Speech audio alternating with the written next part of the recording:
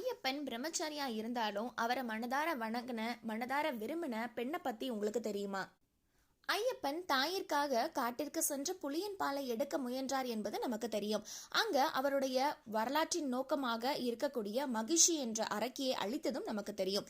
மகிஷியை அழித்த பின்பு அவருடைய ஆத்மாவான அது புனித ஒரு அழகான ஒரு தேவதையாக வெளியே வந்தது. அவளுடைய பெயர் தான் லீலாவதி.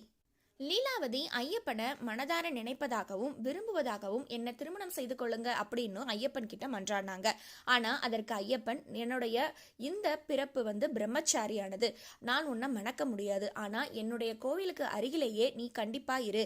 என்னவா வந்து வணங்கக்கூடிய அனைத்து பக்தர்களும் உன்னையும் வணங்குவாங்க. என்னைக்கு ஒரு கன்னிசாமி கூட வராம இந்த மலை காலியா இருக்கோ அன்னைக்கு நான் உன்னை திருமணம் செய்துக்கிறேன் அப்படின்னு ஐயப்பன் வாக்கும் கொடுத்தாராம். எப்பொழுதும் ஐயப்பனுடைய கோவிலில் கூட்டம் அலைமோதி கொண்டுதான் இருக்கும். ஐயப்பனின் அருள் எப்பொழுதும் நிறைந்திருக்கும்.